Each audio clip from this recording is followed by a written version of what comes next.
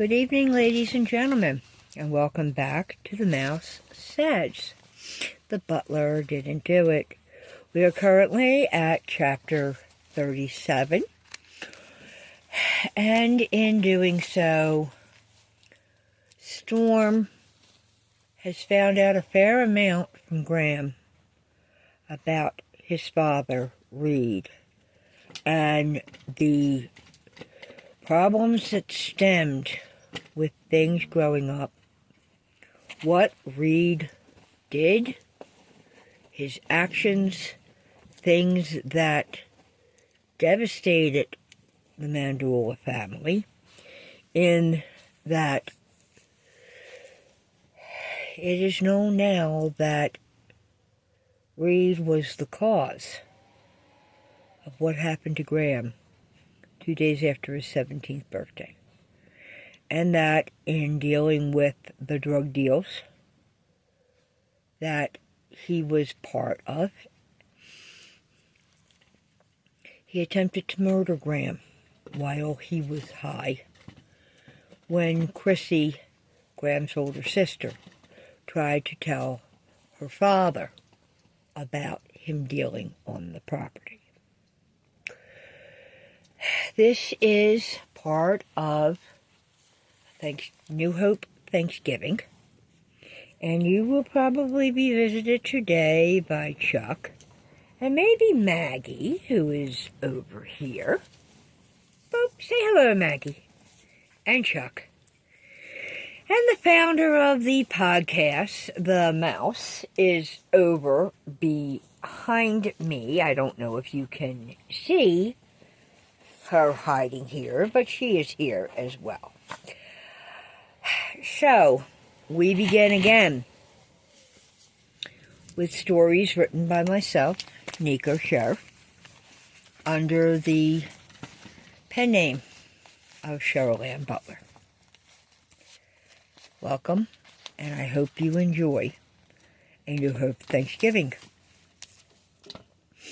Chapter 37.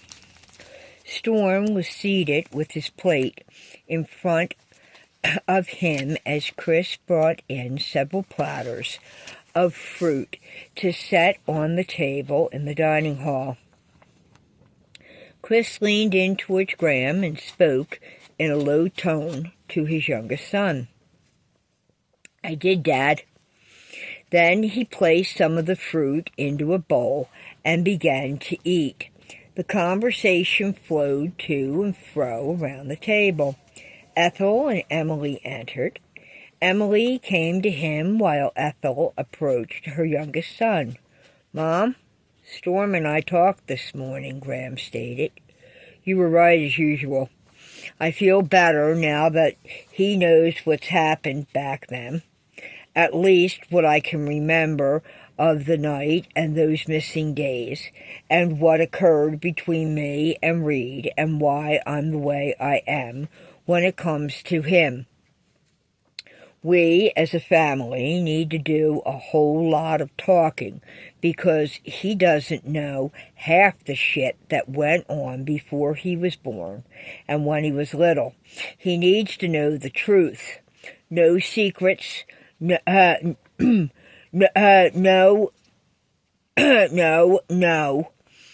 not ever. It's got to come out, and I'd rather it come out from us than from the neighborhood streets." Ethel looked at her husband and raised an eyebrow. "Mom, that's 'cause he's been told a bunch of shit by both those two, and he has to learn the full truth about George.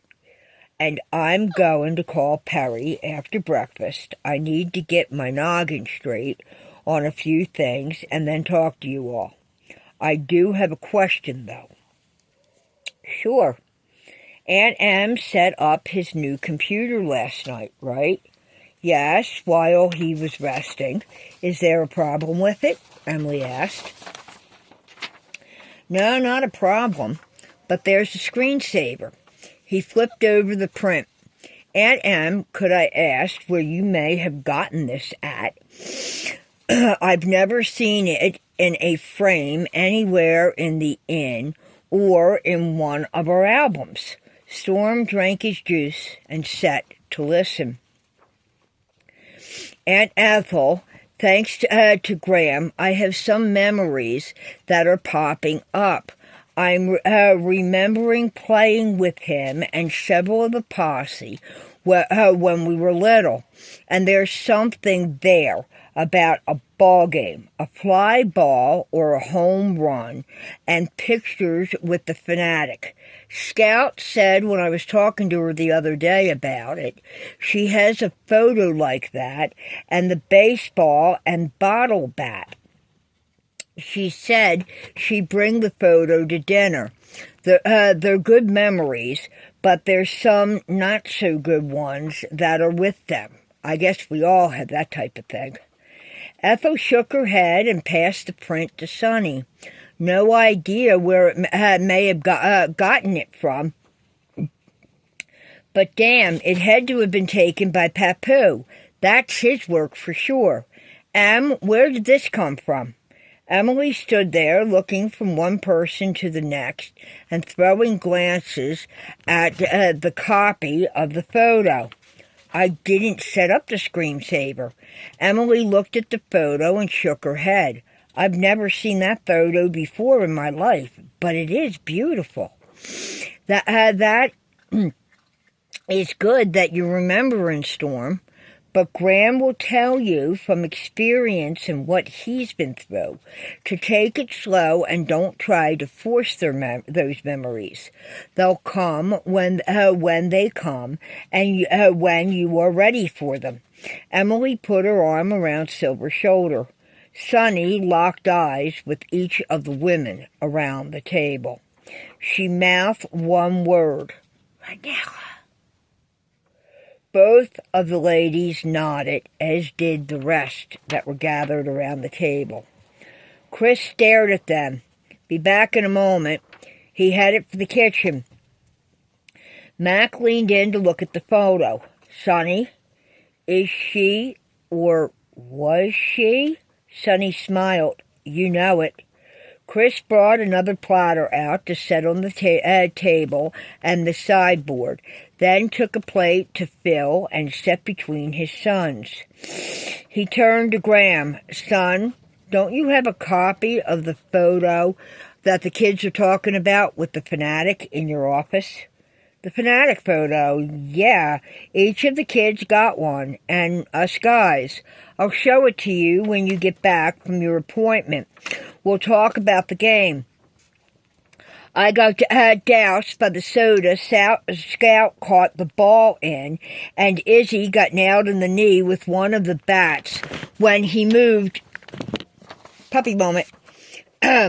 When he moved one of you out of the way while Dan and Jess tried to keep the rest of us from getting clobbered with the incoming ball.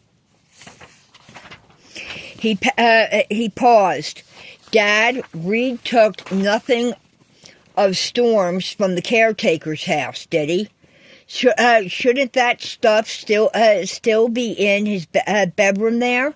And maybe the original to this photo? If it is, how did Chris looked upward as both he and Sonny rose, and she put a finger to her lips. White candle, now. Ladies, Graham. Chris spun to open a drawer. He yanked a thick white candle from it in his left hand and side-armed it across the room, having Silver reach back with both arms and yank Emily down over his shoulder from where she stood behind him so that he could get her clear of the throw. And in doing that, she pushed off with both feet from the floor to tumble slightly off balance through the air over her man as he bent his head to lift her in the precision roll in the air, and she ass planted herself in the center of his lap. Oomph! Silver bit his lip.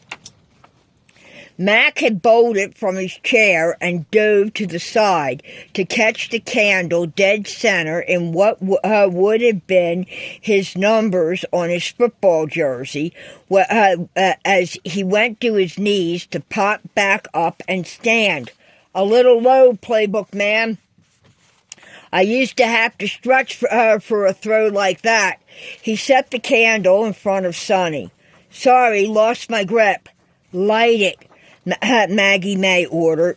It's our queen. Nellie is trying to tell someone something. The computerized voice stated, someone is fighting her. They don't want the message to come through to whoever it belongs. That was Liliana from her powered wheelchair and her laptop with the speaking program Shekel and Entine had created for her. Sonny reached for the antique box on the sideboard and struck a match, then lit the candle. My cousin, we're here. I feed you my strength. Take what you need, as it is freely given to you from me. Your will is to command me. I give my well freely.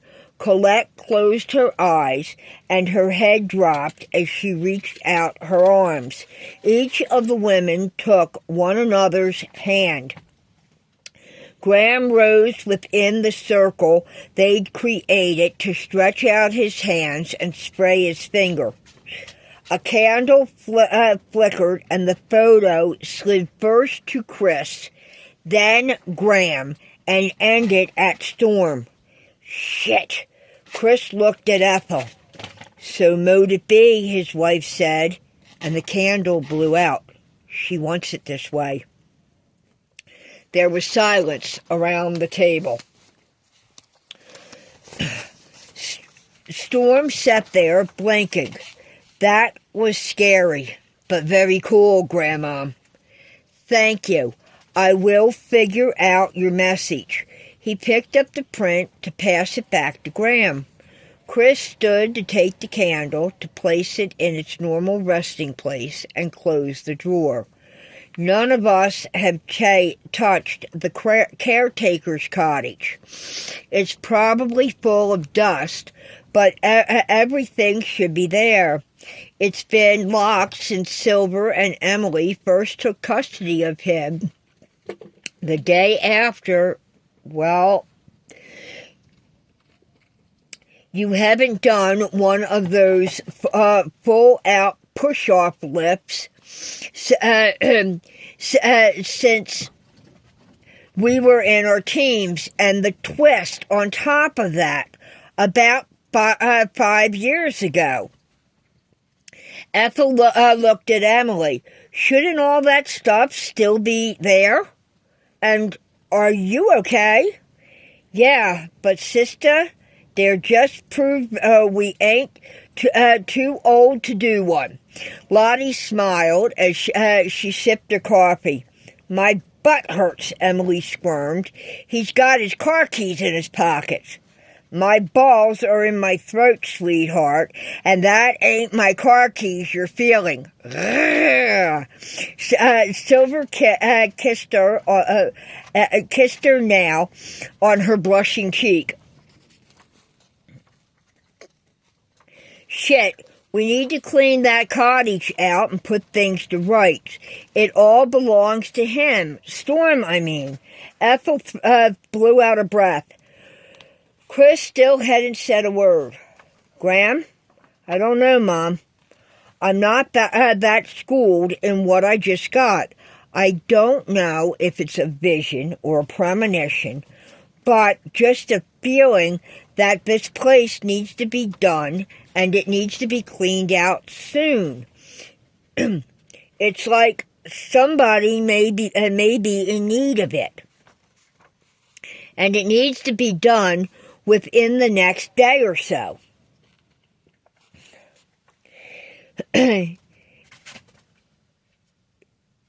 in that photo you're talking about, that Scout has, Graham, is it the real fanatic? Not a cardboard cutout, right? Storm drank his tea. Yep. He had security find us in the stands after the footage played at the stadium screens and wanted a photo of all of us with him. That catch still plays at the link, but it was at Citizens Bank Park then, and the highlight films of the fans. Was it a home run or a foul ball? Storm asked as he tried to bring a calm to everybody in the room. It was a home run hit by Dominic Brown, Graham smiled. Way cool. As the last few guests had checked out earlier in the morning or the day before, they now had the B&B to themselves until the Monday after Thanksgiving. When Storm finished eating, he picked up his tea to drink and listened to Jim and Graham banter back and forth about football, only it wasn't the NFL. They were both Eagles fans, as was the whole of Manduala. This was high school football, an old rivalry. Jim was New Hope Salisbury Lions, like his father and mother, where he played quarterback. In the contrast to his brother, as opposed to Graham, who was a Pennsbury Falcon and hadn't played ball. Graham ran track. He still ran 5 miles a day. Ranella and him would run long distance, and they'd run the Boston, New York, and Philadelphia Marathon. They both still were patrons and attended games for each of the schools as alumni. However, there would be a situation where the heat was turned up within the next week or two. The schools were going to meet on the gridiron within the next month. What captured Storm's attention was that as Ethel stood behind them and rolled her dark brown eyes, her beautiful hair still carried the rich dark auburn flames, with the copper that ran through it, like Christina's and that of her children. And Chrissy was the identical younger version of Ethel and was as fair in color. At her age of 60, it was just beginning to streak with a hint of silver. Their father shook his head. His platinum blonde hair, which he wore in a ponytail and braided to land 3/4 of the way down his back, was liberally streaked with white gold, almost to a point of a silver highlight, and his goatee was an incredible shade of silver blonde, the likes of which Storm had never seen before, as it sparkled in different places when the light hit its highlights. You two, what the hell am I going to do with yous? His laugh lines brought out the characteristics and twinkle that enhanced the color of his ice blue eyes. His face was rounded. Jim had the same platinum blonde hair and those ice-colored eyes as his father's. His face was rounded like his father, and skin coloring was the pale of their Irish heritage from their father, just shades lighter from their mother's English background. He watched Graham, but tried not to stare. Graham's hair was a much darker blonde, and there you have the hoodlums of Chuck and Maggie running around and chasing each other. Graham's hair was a much darker blonde, but did not have a single strand of red. Storm sat back and thought. Kathy would have called it golden ash brown. She told her shrink. What was her name? Dr. Phyllis Berkshire. That was it. Oh, Doc. His skin color leaned more towards light olive, not the pale Irish English of his family. And he broke my heart when he told me. Storm stopped as her voice went through his head. What was it she told? I can't remember. Damn it, but it must have been something important.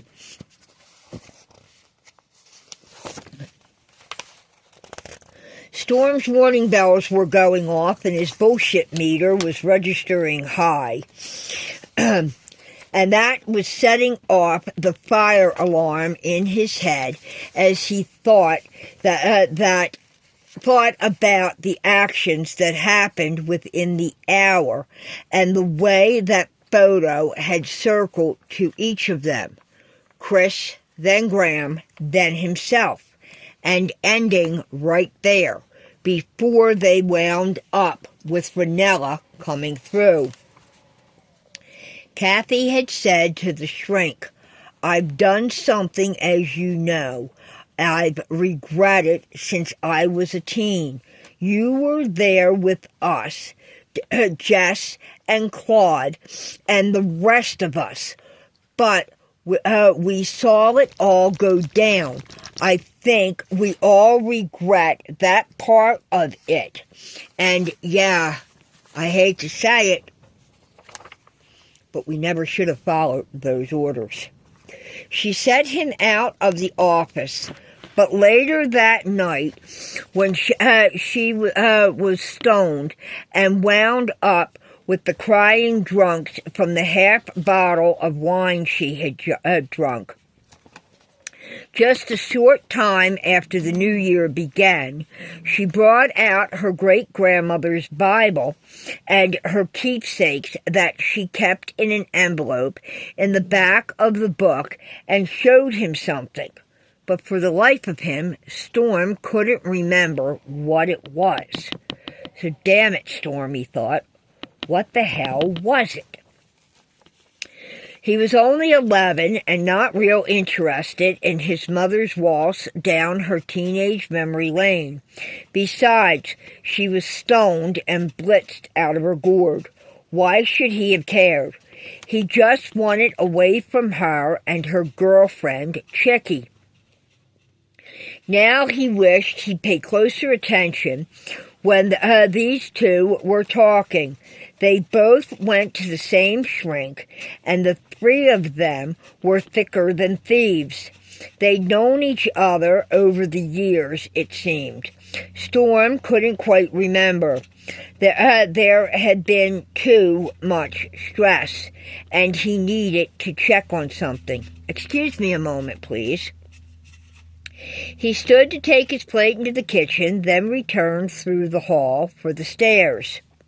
He bypassed them to head into the family's private sitting room. It was just past where the younger kids and several of the teens had prepared to watch the TV, waiting for the parade to come on. They were hanging out until the families headed for their own homes to start to prep for the gathering at the inn for that evening for Thanksgiving. All of this was to take place in the Thanksgiving afternoon and the even larger theater room. But his focus now was to look at the photos on the wall and that surrounded the mantelpiece. They were all there. Manduala, the family. He looked at them and studied them one at a time. Storm took his phone from his pocket to take photos of each portrait. Some of them were from weddings, others family gatherings. A lot of school photos from elementary through high school and on to college. Multiple graduation photos, sports team photography, debate team, language team, theater, even the chess team. It was so cool how they had been placed there. Even baby photos, but not the one on his screensaver and the one that did its Ouija board thing.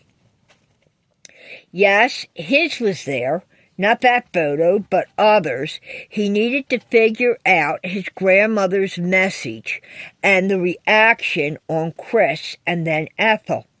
The one that caught his eye was of Graham in cap and gown with his spokes and the Papadopouloses.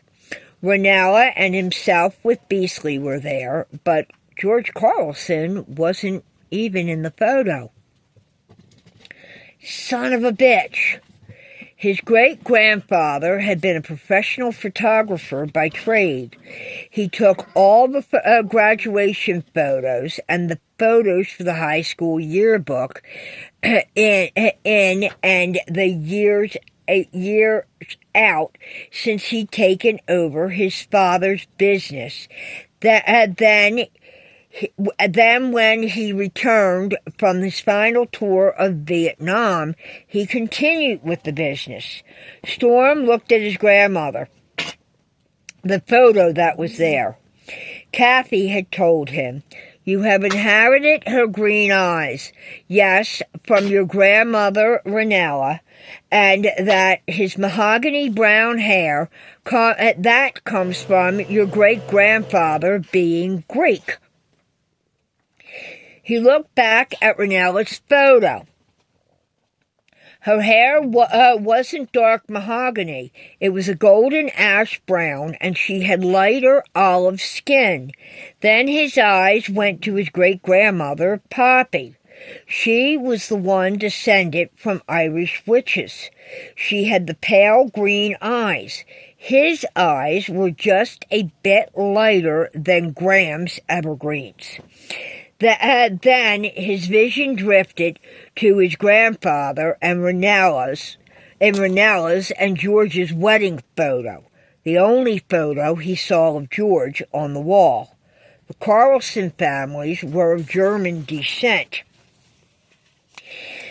He had the dark brown hair like Reed's, but not as dark as Storm's own, and brown eyes, exactly like Reed's. As a matter of fact, Reed looked nothing like Ranella. He was the spitting image of George. They would be a mirror image of one another in age progression of father and son. There was no Aryan race like Hitler wanted in that family.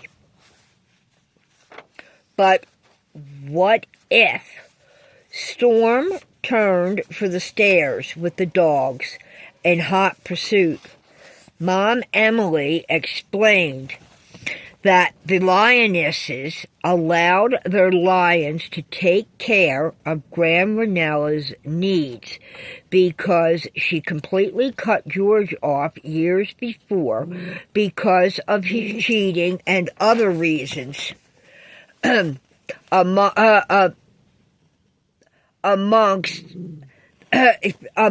things within Manduala. It wasn't often she would ask, but she would step out and she wouldn't step out, and that was to protect all of them. God, they all loved her enough to do that. My word. He had to stop at the top of the fourth-story stairs to get his breath, then shove the door open to let the dogs take their places on the pillows in the sitting room as he sat at the desk. Storm pulled the drawer open. There it was where he placed it the first night he was home after he'd come up from the fire pit. His great-grandmother's Dawkins Bible. As long as he knew where that tomb of a book was, That could wait for a couple of moments. He stared at the screensaver, then hit print. As it did its thing, he Bluetoothed the photos that he had taken on his phone from the photographs in the family room to the laptop, and then started to maneuver them to where he wanted. When Storm had what he wanted, he reached for the Bible. He retrieved the thick manila envelope from the inside cover. This was the final item he'd taken from Kathy's and his faded apartment.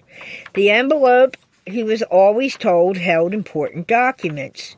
Storm opened it to dump onto the desk and find Kathy's small phone book, a few photos, her marriage and divorce papers to Will. There was no license for her and Raphael, and yet again he looked through it. His birth certificate was missing. That's strange.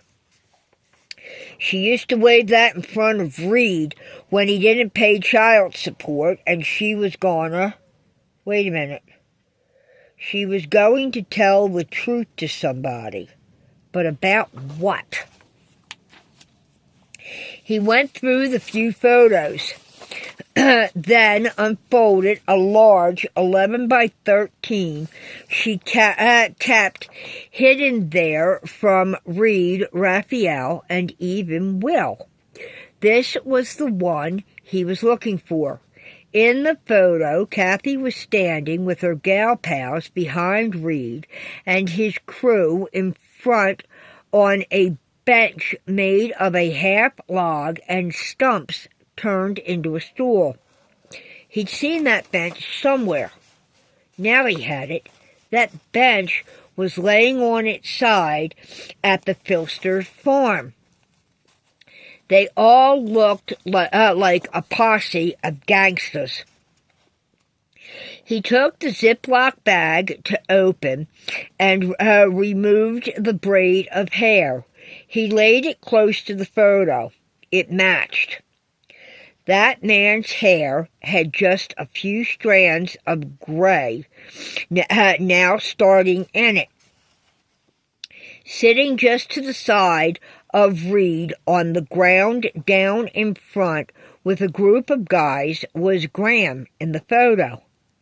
He was incapacitated in a double heart. He was encapsulated in a double heart in red ink. Kathy's reminder of the lost teenage love and of the heartbreak she could never get over. And if you look close, they resembled each other, Graham and Reed, and that was through their mother, Ranella. A light breeze picked up in his room. His hair swirled, and he could smell the scent of some type of flower. He looked from one to another, then Storm slammed his left fist on the desk, having the dogs jump. Sorry, guys. Damn you to hell, Kathy.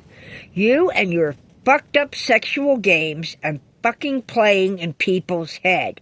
You gaslighting bitch. He swung back to his laptop and pressed print. He noticed how Reed's eyes weren't focused, like the rest of those in the photo as they looked at the camera that was obviously set for an automatic snap when all of them were ready. But they were looking at it, and yet they seemed to focus at an angle on Graham. He was fucking planning something, Storm stated. And damn it, that's my father. Storm gathered the pages, the photos, Bible, braid of hair, and his mother's phone book. He left the rest scattered on the desk, and what fell on the floor he'd worry about that shit later if he chose to stay. That all depended if he was lied to once more, and what Manduala chose to keep as secrets about his life and that of his birth father. He left the dogs out of the sitting room and started down the steps as he readied himself for the confrontation and the battle of war that was about to take place. When he hit the hallway, he steeled his heart. He'd been lied to too many times by Kathy and Reed. This was not happening again. Never again, he growled. This affected people's lives, and that was something that was not to be played with. It had cost Iceberg and his ladies their lives, and now there were orphaned children to think about. Some so little they would never remember their mother, and he was not letting the yellow journalistic bullshit reporters give out a one-sided story of those women's lives. Not on his watch. Even with the fucking lies and stories and bullshit, this was going to be the end. Enough was enough. Then he left his anger loose and roll. Chapter 38. Storm slammed through the archway. Don't anyone move in this damn dining hall. I want some fucking answers, and I want them now. And if I don't get them, I and my dogs are fucking out of here to where I don't know and I don't give a shit. And don't give a fuck about any more of yous if you ever lie to me again.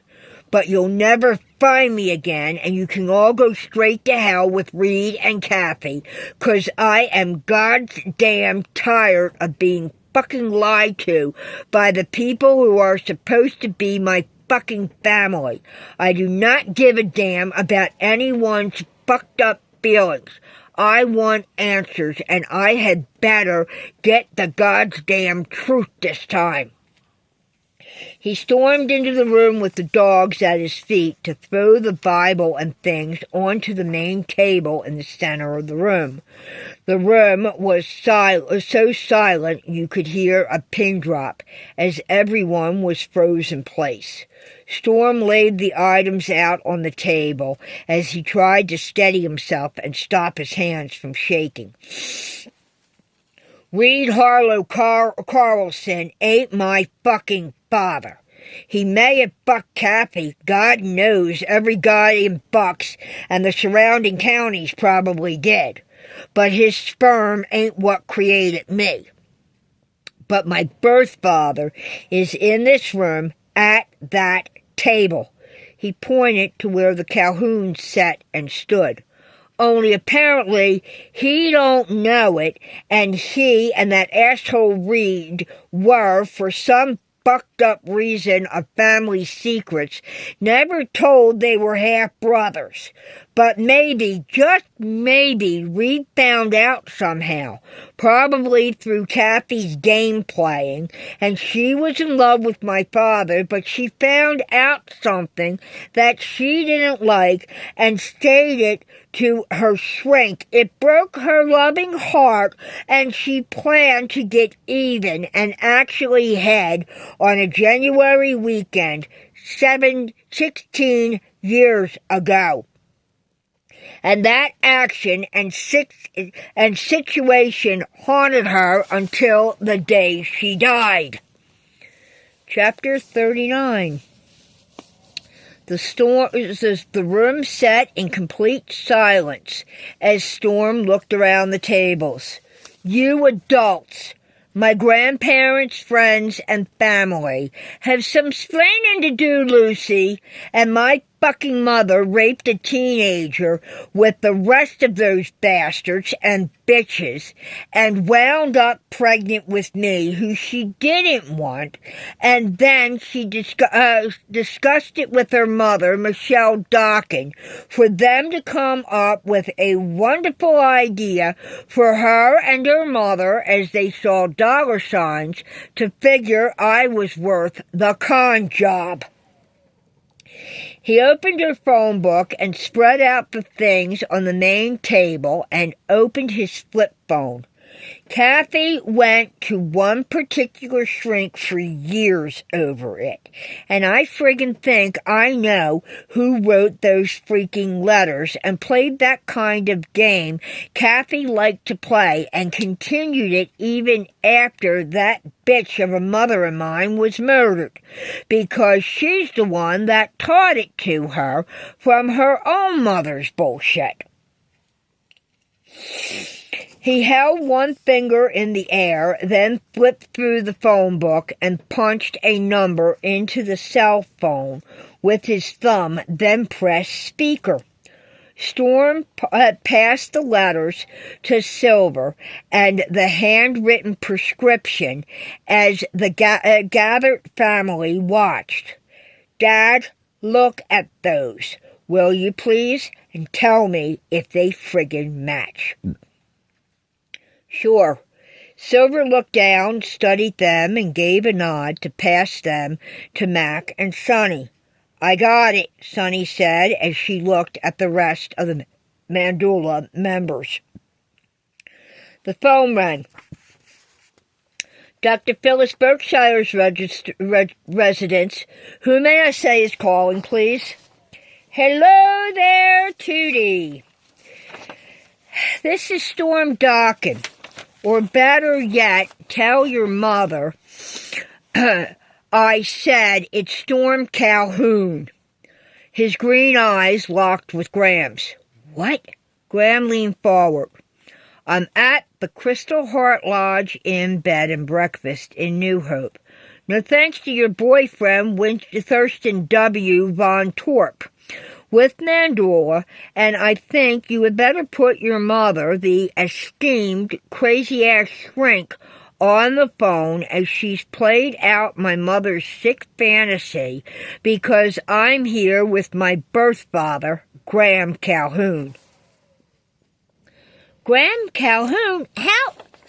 "Yes, Graham Calhoun, who is my grandmother Ranella's second son, and I was conceived through my mother's sick game of revenge, because her fucking teenage heart was hurt when she found out something she didn't like and didn't want to hear, and passed the shit along with her whisper down the lane bullshit that she was known to play with your mother's assistance and that of chickies." "My mother?" "Yeah, she's in this up to her freaking neck. He was injured thanks to the bastard who is his half-brother. I have a photo with your mother standing next to Kathy and her arm over her shoulder the night the attack on him was started, with their friends, Crazy Chickie, and two of the other whack jobs you and I have both grown up with in and out of our lives in Jess and Claude." "Jessica and Claude Burkett? Storm," Tootie paused. "Mom!" "So, she was there and knows what the fuck went on and who all was there and involved between the bastards and the bitches." "Oh, fuck me." "Mom! Get in here now! Storm!" "I know you have questions. We talked over the years, Tootie. I may have found your answers for you. Tootie and your sister and brother, hold tight and get her on. Keep RCC and Buddy close to you, but get her on the phone. You might want to get ready to bolt, though." There was a lot of communication on the line and comments being thrown here and there. And what was going on around the table contributed a hell of a lot in the hall until Ethel held up a hand. Quiet now. She put her arms around Graham. I need you to remember we have always loved you. You are ours. No matter what comes out, that will never change. You and he are so very much loved and wanted. Don't either of you forget it. She pointed a finger at Storm. Please, when this is finished, call Perry and talk to him. If Storm decides to stay, get him an appointment. If he'll do so, you both will need this. Then you can scream and rage at all of us and do your worst that you want, and we'll take it. Just don't walk out on us, please. The tears streamed down her cheeks as he sat frozen, and they dripped onto his shoulder. Her son looked up at her. Who's RCC, Storm? Who's RCC?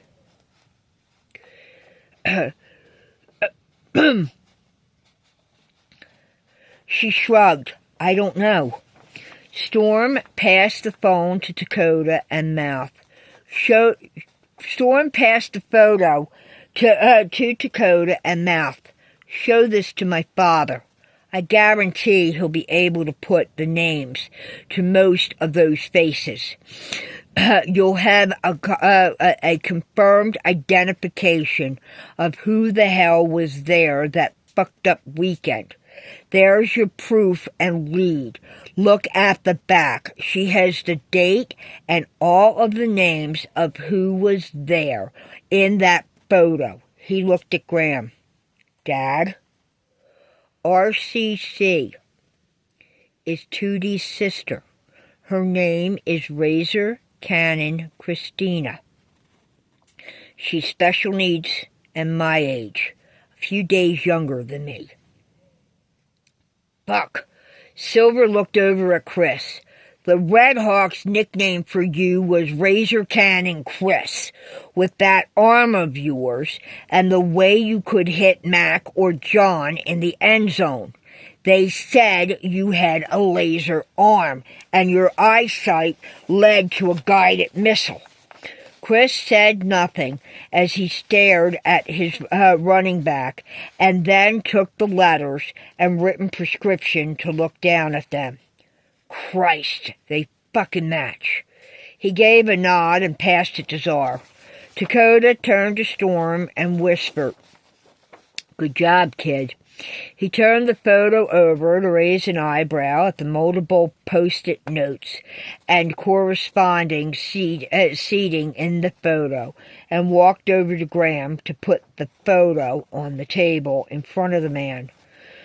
Storm shook his head when the woman's voice came on the phone. Storm, hello, happy Thanksgiving.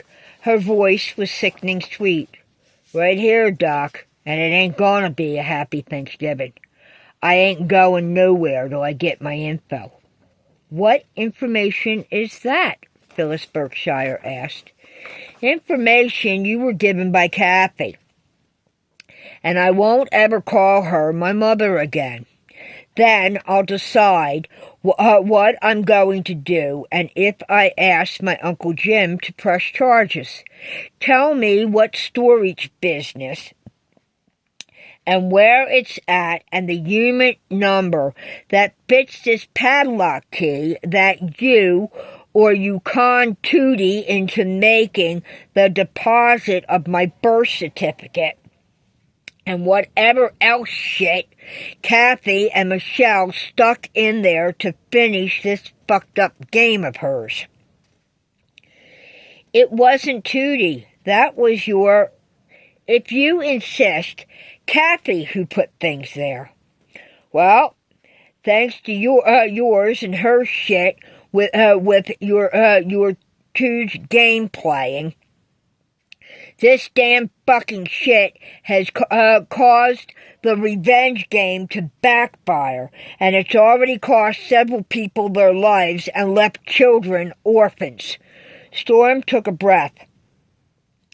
And this shit that it has caused has ended shit for me with you and Tootie and the kids.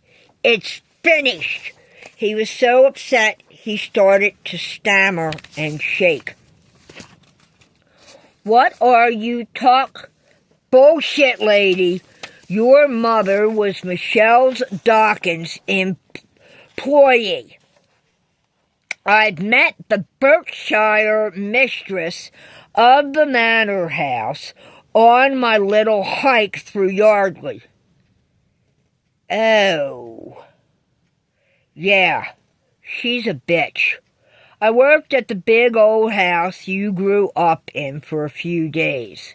I was never so glad to get away from that drunk molesting bitch who informed me I resembled someone she knew as a teen. Talk about the past repeating itself. Chris looked at Ethel, then to Graham. The buffinator. Ethel smiled at him. I will get that bitch. Oh, yeah. High and mighty is the good doctor while she sits and drinks herself into a stupor of memories. And your mother thinks she should be the queen of society. From the sound of it, here to tell, she always has. Emily smiled in agreement. As it stands, that would explain a lot of things. So when you got knocked up with Tootie, and I believe by the resemblance of her green eyes, her father is Reed Harlow Carlson. Therefore, she is my cousin, and makes her Graham's, Jim's, and Chrissy's niece. And she, RCC, and Buddy are part of Manduala, whether your ass or your mother's likes it or not. What? Came a shout from the background over the phone. Quiet! I demand quiet! Mom, who is my father, RCC's, and Buddy's? I want to know now. You kept that secret way too friggin' long from all of us. Shut up and let me think! Phyllis screamed. Storm drummed on the table. Mrs. Berkshire remembered my grandmother and thought that Kathy was the reason you became a fallen woman. As Michelle was her maid and housekeeper, and she considered her a low-life friend from the wrong side of the tracks, back when they themselves were in their teens, and Kathy was the daughter of Phil Pickler, who was a Manduala family member. Phil is an alcoholic. He is my grandfather, and even if he is, he served this country with honor. He damn near died for this country. What did your father do? Spend time with his polo pony friends? How dare you? Oh, I dare. Tootie and I have talked about her stays with Buffy and Dr. Lowell Bookshire. What are you talking about? She made those stories up. No, I didn't, Phyllis. Just like I tried to tell you about Reed. Tootie's voice came over the phone from a distance. Shut up! Don't you tell her to shut up, you bitch. Emily stepped forward to reach for the phone. Storm shook his head. Through Michelle, that's how you and Kathy met. She was right, as it was Kathy who turned you in, tuned you on, and hooked you up with Reed for drugs and sex. At what age? 14? you two were 15 when you got pregnant with him, by him. There was silence. Cat got your tongue? Storm smiled. He didn't want to hear it, neither did his father. But my grandmother Ranella was never told, it seems, or she would have had you in her home in a heartbeat to take care of you and help you raise the baby. That's the kind of people her family and Manduala are. But after George and Reed turned you out, your parents weren't so happy. No, they were not, Phyllis agreed. So, with nowhere to turn, you went to Michelle, and she told you you couldn't live with her and Kathy in the trailer. But she told you how to find Iceberg, who she knew from Manila because his mother was the laundress and housekeeper assistant here for the Crystal Heart Lodge in bed and breakfast. She also did some cooking with Grandma Sadie. Since when they had arrived from Cape Town, South Africa, in the middle of the 1970s. Enough said? I think so. Mom, came Tootie's voice over the speaker. Is this true? Reed Carlson is my father, and you left him? Be quiet! I will discuss this later with you, she huffed. That is a private matter between us. Storm, are you on the speaker? Yes, and it will not be turned off. No, it won't, Ethel stated as she placed her hands on her hips. Storm bit his lip. Manduala is here with me. All of them. Now, I have a prescription you wrote to Kathy for antidepressants. Actually, it and the letters are being passed around for the men and women of Manduala to inspect. It is your handwriting, and that script she never had filled, and your writing is identical to the letter that told me someone would meet me at the train station in Bristol. Mom, you called Daddy Ice to have me meet Storm there, didn't you? Shut up, Tootie. Stay out of this. My family would be... Fuck you, Thurston W. It breeds my father, and it's true that Graham is his half-brother. Then that makes Storm my family, and you and Polly fucked him and me over. Tootie was livid. How dare you, my family? Fuck your family. Tootie, Phyllis shouted. Got your attention, huh?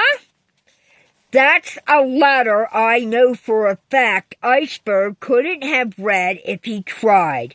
You told him to have Tootie there because this is the first time she spent Thanksgiving with you instead of him in years.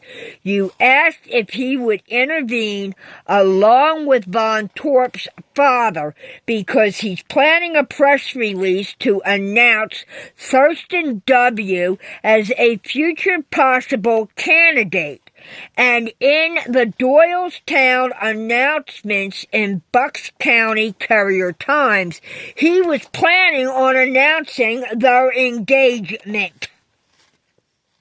He looked around the room to those who had looked at the items. Silver, Mac, Sonny, Jess, and Czar were nodding. They were the papers, and the prescription was in Peggy and Hut's possession. They too were nodding as Pat looked on, and Gilly pushed up her glasses to get a better view. She then nodded and passed them to Rasputin and Lily Anna as Lottie looked over her sister-in-law's shoulder.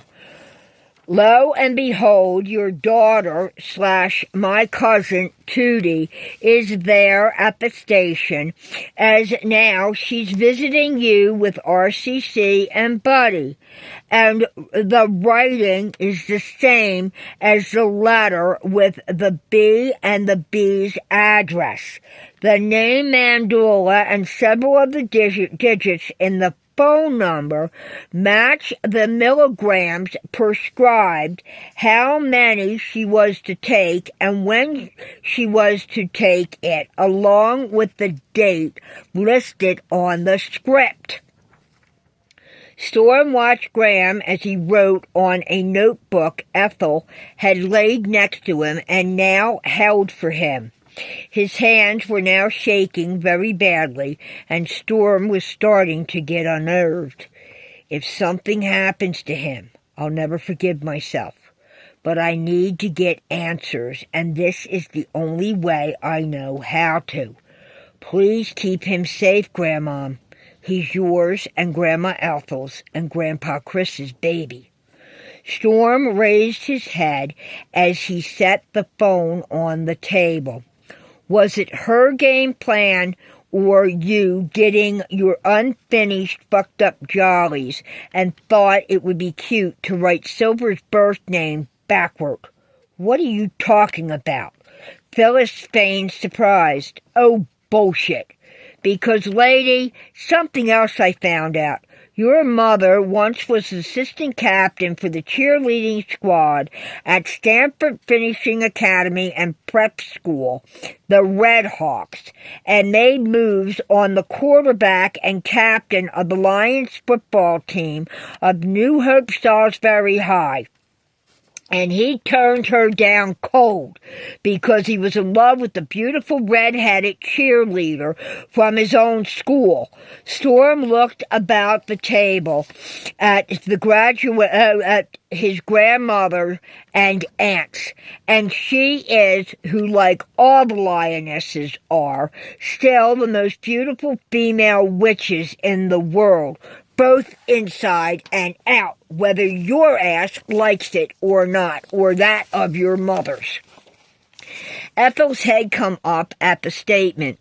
Storm looked around at his aunts once more, who each gave a eloquent bow of their head, and smiled.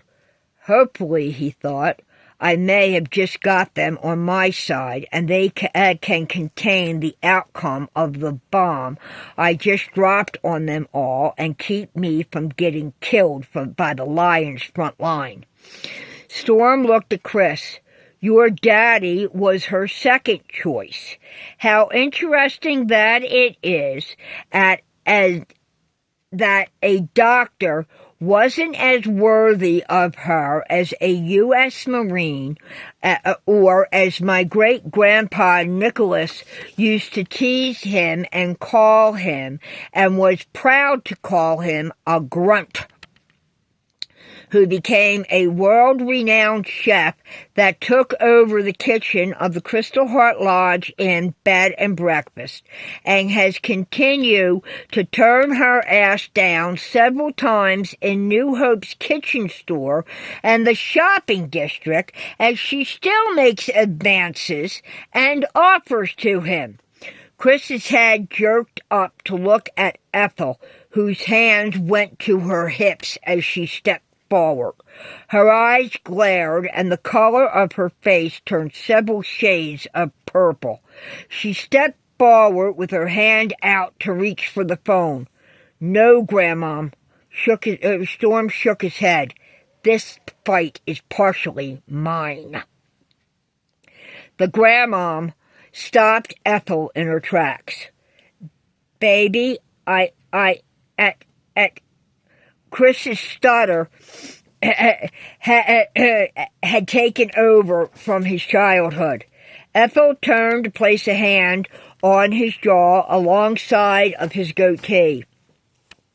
She shook her head. Let him finish this. Storm watched her.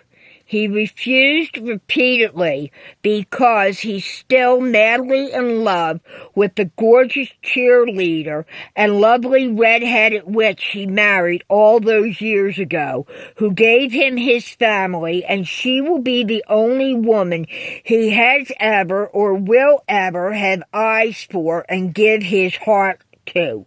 Other than my grandmother Manduala, she is the only woman that has ever shared his bed. Other than the love they all had for my grandmother, the Queen, and my father's mother. There was a snarl that came over the phone from Phyllis.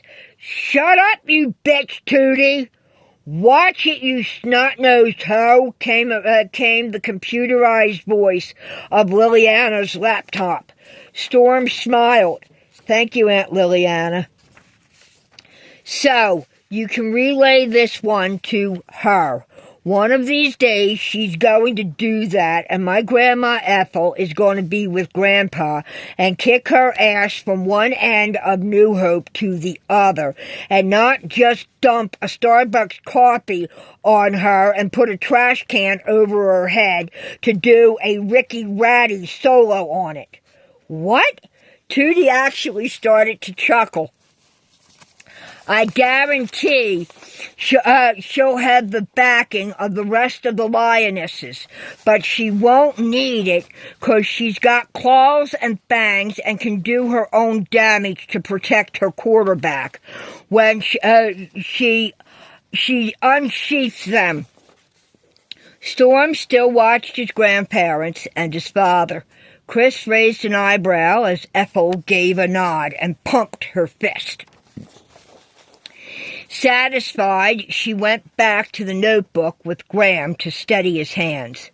"As for the name, how else would you have known if Reed hadn't told both you and Kathy the story of Silver's birth name and Reed's grandmother translating, and the family joke Silver tells about the way he owns the damn name and he can't even pronounce it? I remember when your ass showed Kathy the way to relax of writing things backwards, to coin her phrase."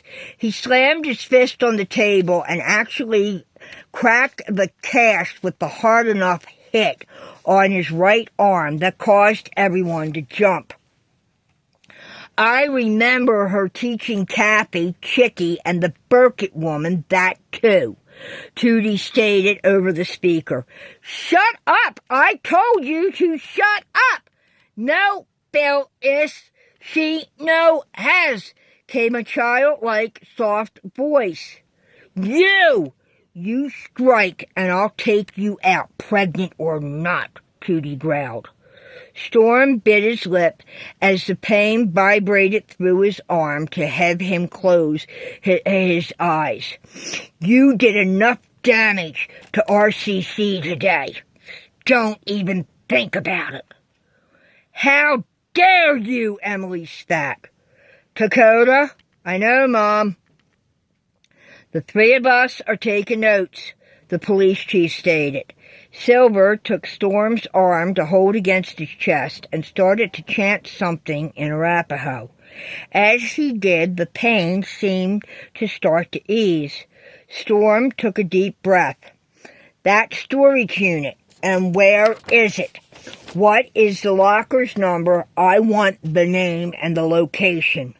"Storm, your mother was a bitch, hoe, pimp, junkie, and a con artist all on her own. She didn't need any help at that. Shove it up your ass, lady. Kathy was fucking whacked in her head. It runs apparently in the family. Hopefully I take after my grandfather, Phil Pickler, without the alcohol. She was a sexual predator just like Reed. Let's just say they enjoyed and made more than enough money off of the time they had me endure them." Graham bolted to his feet. His fists were clenched. He started around the table with his hand held out as he reached for the phone. Storm shook his head and held up a hand. "Wait, Dad," he mouthed. Graham stopped as he blinked. "Dad," he said with a smile, and stepped back for Ethel to place her arms around his waist. "Please wait and let him finish this." Graham nodded.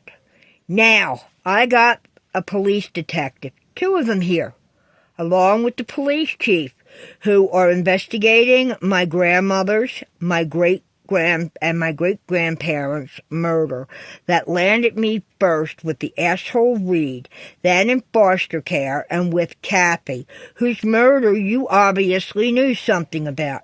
"I do not," she denied. Storm sighed. "Yeah, afraid you do. I know you do, as you were the one who mailed the letters to Iceberg shortly after her death. And now Iceberg and his ladies that helped me were blown away Tuesday night by Reed in a planned ride-by on Ice's front steps, where he had gathered them together to prepare for Thanksgiving Day. And now there are 16 children that are now orphans. Plus, Twink was shot, and Ursula was left in critical condition after being hit 4 times protecting James Harriet and Swoozie." "What are you talking about? Iceberg? The ladies?" "They are not. You are lying. Check the front page on Wednesday morning's Philadelphia Inquirer headline news," Silver called as he still held Storm's arm to his chest. There was silence for several moments. Someone was clicking away on a keyboard. Then all hell broke loose. Chapter 40. There was a slamming sound coming over the phone. Then, "RCC, buddy, get your things. We are not staying here ever again. I will not deal with this fuckers ever again. Come on, you 2, let's get moving." There was a crack of a hand hitting flesh. Then the boy's voice. "You son of a bitch! Get away from my sister!" There was something that sounded like someone getting pummeled. Hey, you little shit! What do you think you are doing?" Thurston W. shrieked. "You bastard touch either one of my sisters again and you're what?" "Manduala, Polly boy molested my sister RCC, and the 2 of them raped Tootie while she was drugged with something and unconscious in her bedroom back in September. I witnessed it. Then they made a call to some psychic and threatened her." There was silence that followed the announcement of Buddy over the speaker. "My daddy and my aunties," Tootie exploded. "What the hell did you get them into? You wicked-ass psycho bitch! Don't you touch me, you bastard! You and Polly!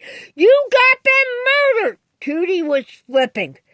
"And you bitch left them do to Storm what you left him do to me by changing your phone number the night she died. Shut up, all of you! Oh my God, he's crazy! He did it, I did it! He's as crazy as a shithouse rat." Storm looked at his grandfather and locked eyes, just like his father George, and as jealous as a nasty-ass brown-eyed viper.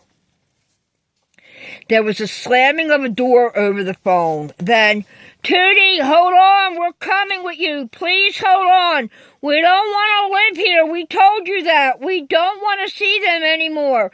Even if she is going to have a baby. Please. Come on, RCC, let's run." There was a pounding of feet, and the door slammed shut a second time. Then silence until another slam of the door. This one, that of a distant car. "Oh, Christ. Don't tell me I'll have to put up with them now. 2 brats she proposed to have lived with us. Oh, bother! Thurston W. growled through the speaker. And after all, they were a pimp and a hose for the love of money. How vulgar! Shut the fuck up and get out. Go after her and my children and bring them back here. Really? Well, I would. Hey, Thurston W., Chris now growled. Don't go after my grandchildren. You are no longer her fiancé. And what I know about Polly Boy and your reaction to Buddy through Iceberg, and I now know why the girl was named what she was named. I would bet it's even worse what I find out about what happened with RCC, who, boyo, appears to be the namesake of my nickname. Don't even think about it. Tell your father to be very worried about Paulie's future, as well as your own. He's going away for a long time, and it won't just be over the house he broke into. As you probably know, I mean business. I don't play games, and you don't get a second chance. Family, this is bullshit. These are Manduala's kids. Iceberg would have wanted it that way. I claim them as Jackson and mine. She comes with the little girl and boy. They're mine. Liliana's computerized voice spoke, having a hard time keeping up with the way her fingers flew across the keys as her own temper exploded. Whatever Liliana just said, I agreed, came from Lottie. Me too, Mama.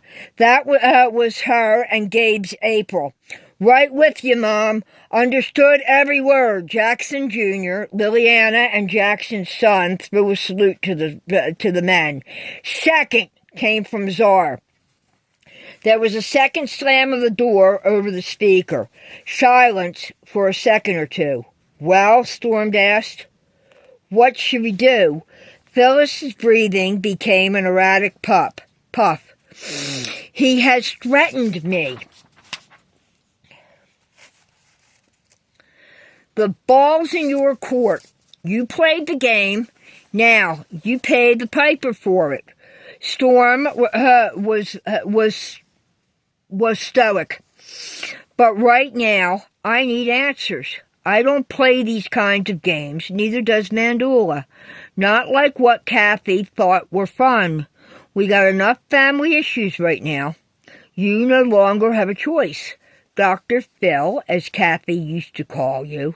Oh, don't you start that shit with me, you little bastard. Well then, you're on your own to deal with Reed, and I guarantee he will come for you. Storm waited. They could hear the drumming of fingernails on wood as she was quiet. You tell me why I shouldn't have Detective James Calhoun, Richard Allman of Homicide, and Police Chief Dakota Walker talk to Newark PD and have a warrant issued for your arrest for tampering with evidence in a crime scene. Is that what it's called, Dakota? You wouldn't, would you? I'm pregnant. That's familiar with you. You use your pregnancy with Buddy to pull shit to as I remember. Let's put it this way.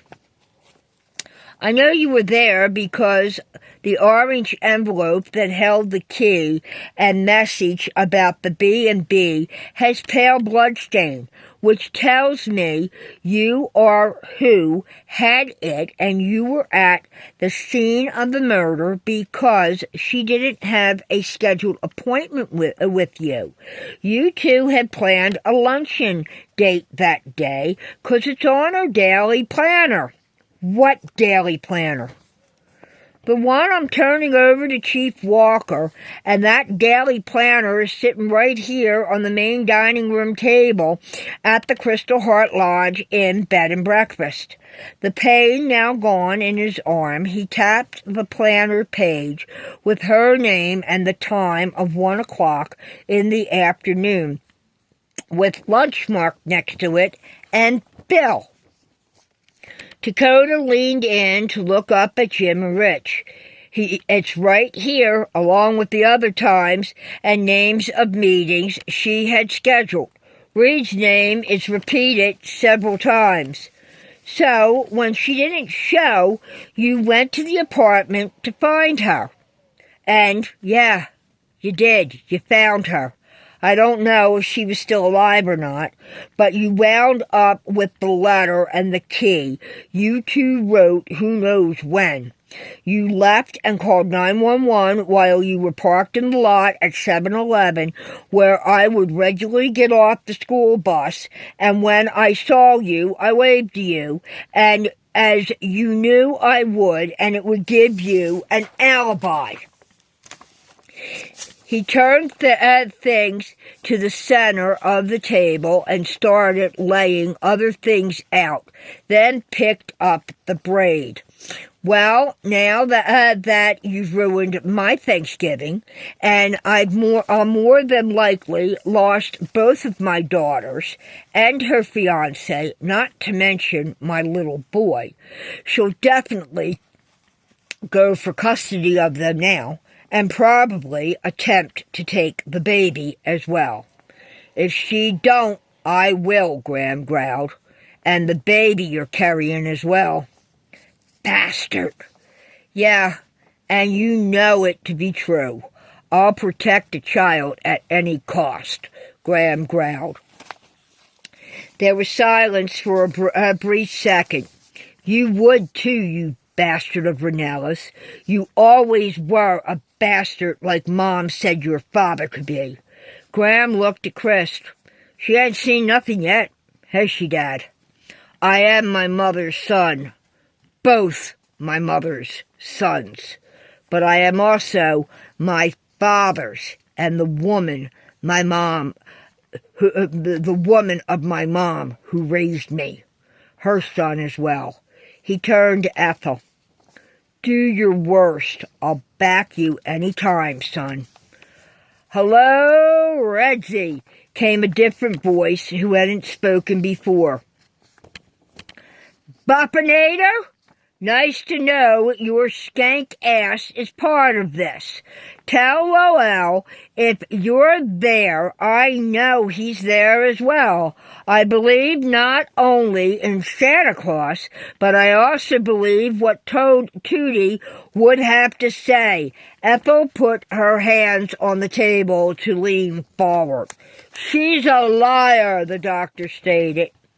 Funny how you don't even know what she'll say, Lowell, Zara growled. There was a huff over the speaker. As for you, Storm, it's a storage unit in Vineland, New Jersey. I don't know the name or the unit number. That's all I can give you. Phyllis mumbled in disgust. Officer, or should I say detective, do you think I'll need a lawyer? This is Police Chief Dakota Walker, New Hope PD. I think that would be wise, ma'am. And one of my detectives will be in touch with Newark PD, and we will be contacting you, as statutes of limitations are not on what occurred with the assault and rape in January because it's of its violence. Doctor, Mrs. Berkshire, if you have anything to do with what happened to your grandchildren's lives, you want to get yourself a lawyer as well. One more thing, Doc. Who put whatever in the unit? Your mother. How? She didn't drive. She didn't have a car because one of her requirements by court and her plea agreement was that she would give up her driver's license. And when Raphael took off in early July, there went her transportation. Vineland is a hell of a distance from Newark. Who took her down there? I did. She had Michelle's boyfriend unload her mother's things there when they separated, and she went to Texas. Kathy set up a deal. She was banging the owner of the storage unit for the prices of the unit she held. But then the business was sold, and the old bastard that took it over refused her deal, and she had to scramble for funds to keep it. Her payments, I believe, ended, and that went out the window. I would guess, since she's dead, I guess there's money owed on them. I would suggest you better find out where they are before they wind up on the auction block for delinquency of payment. And before you ask, Tootie knows nothing of the letters being mailed. That was Thurston W.'s father's idea, to mail them on his and his son's visit to a friend in New York City. So, the representative was involved. That figures, Silver grumbled with a shrug. The phone call ended on her part. With everything laid out, Storm took a deep breath and closed his phone to flop into a chair that Silver kept from falling backwards. He blinked. Jesus Christ Almighty. God's help me, please. He dropped his head into his hands. As he scrubbed his face, he stood up. He started around the table to stop before Graham, where he had just taken a seat. And that ends our story at this part. So, Storm has actually figured out that Reed Harlow Carlson is not his father, but that Graham Calhoun is, and that Graham is also the son of Chris and Ranella. There's more to the history of this situation, but what is it, and will it come out in time for Thanksgiving dinner? Please hit like and subscribe, and we will see you the next time on The Mouse Says the Butler Didn't Do It.